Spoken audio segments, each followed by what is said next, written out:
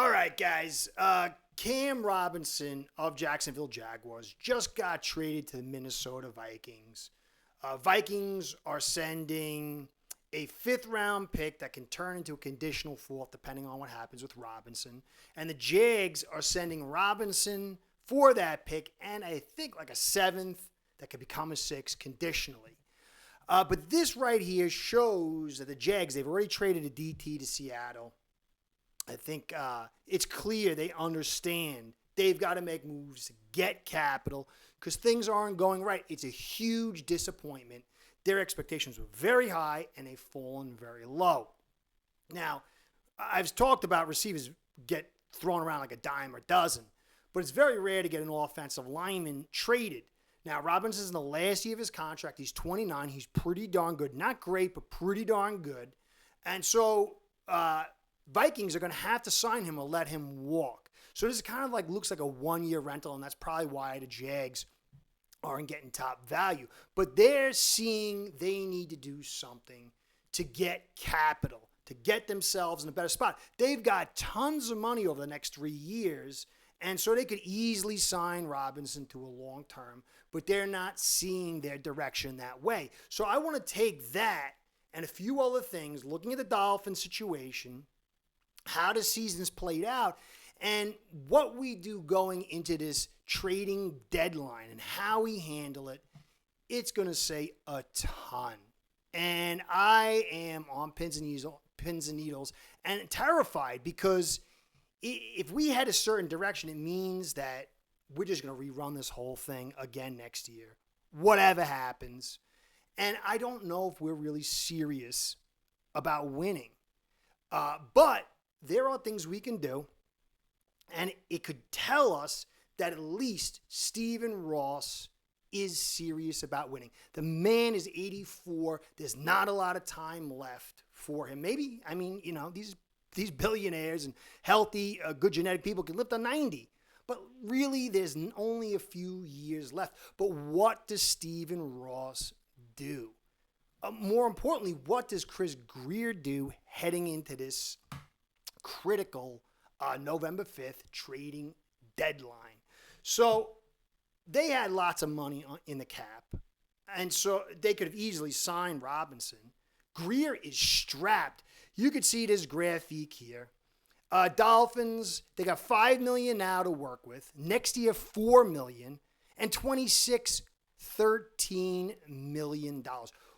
And if you go back and you look, I've got to mention something. We only got 38 people on the roster, players on the roster next year, and 28 the year after that with this little money. Now, you can move guys out. You can move your Teron Armsteads. You can move people out.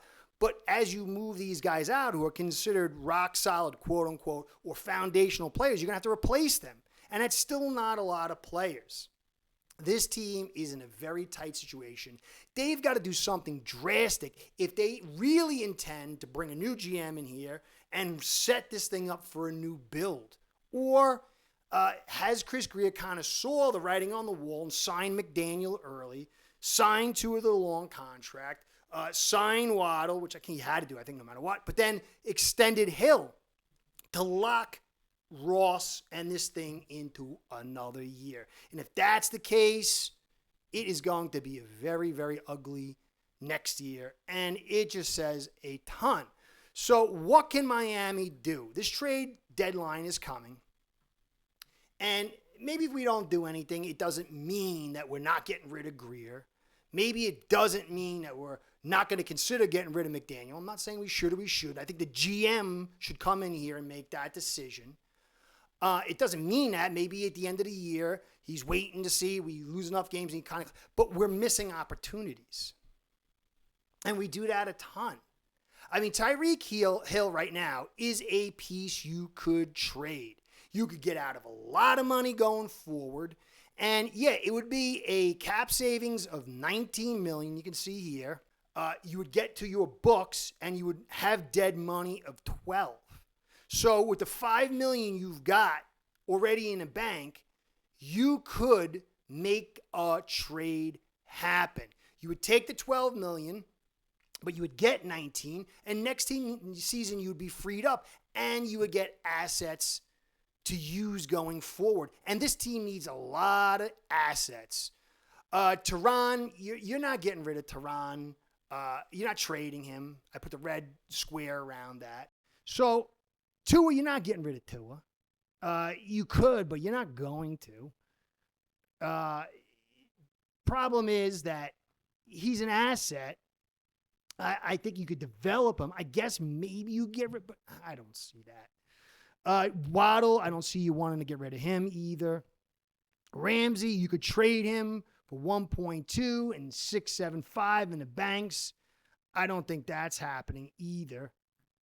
The problem is, though, if you don't trade him, next year, you're not going to be able to get rid of him at all post or pre-June. You're going to have Ramsey on your team. And, of course, you'd want him as a talent, but is this team in a place that's going to contend in the next 2 years? Likely not. Likely not. Long Jr., no one's going to want him. Zach Sealy's a guy you're going to want to keep. You don't want to totally tank your team. You got to have something. And he's not old. He can still be available and still help you out as you rebuild. You have to have some pieces. Austin Jackson. You could trade Austin Jackson 2-2. If he's as good as everybody's saying, couldn't you get something for Austin Jackson? Because next year, you'd lose 7 and you gain 6.5, would break even. But here you could get something if, I don't think anybody's going to trade for, but you never know. Jason Sanders, kicker, stayed forever. Holland, he's injured twice over. No one's trading for him. You're probably going to let him walk unless the next GM, if there is one, wants to keep him. Liam Eichenberg, all his multiplicity and all this other stuff, how really cool his season is. You should be able to trade him for something. He's a free agent. Do we intend to re-sign Liam Eichenberg? Raheem Mostert, somebody might want him. We could break even on that and get a little picks. Durham Smythe, same thing. Break even, get something if he's decent. Agba, is anyone going to want him? What are you going to get from him? I don't know, but you get 2.4. But you look, Jackson, like I said, you can get rid of. You can get money next year, pre-June, for Mostert, 1 and 3. But if you get something, Smythe, you really, it's 2.62 pre-June. But if you can get something from, get something from.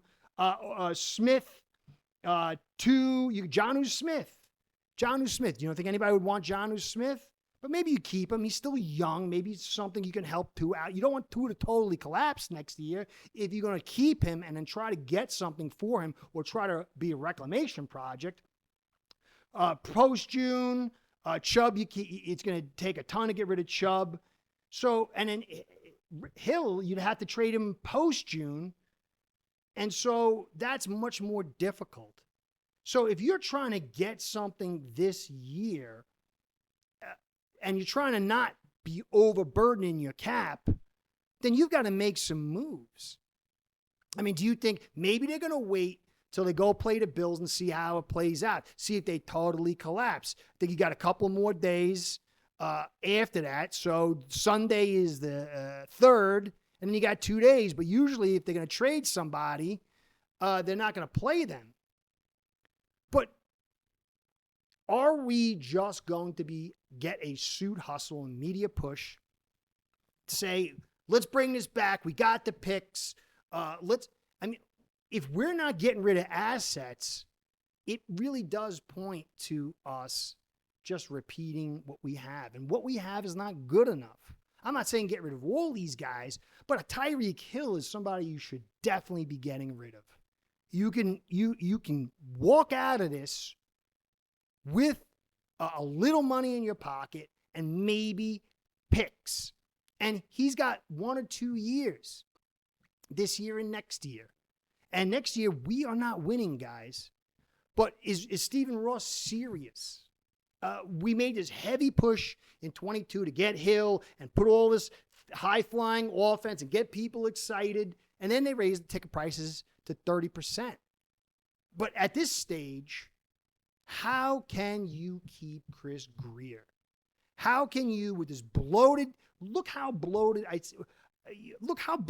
this cap is. and how far we are away. So you lose Tua and the whole thing craps out. Minnesota's doing well, and they trade for Cam. Tampa is rebounding pretty well with Mayfield. And you see Goff is over there. Goff, everybody laughed at Goff, and they have one of the best teams in the league. We should have been able to beat these terrible teams that we played, even with the backup quarterback. But we couldn't because the whole thing is a hustle. It was flim-flam, smoke and mirrors.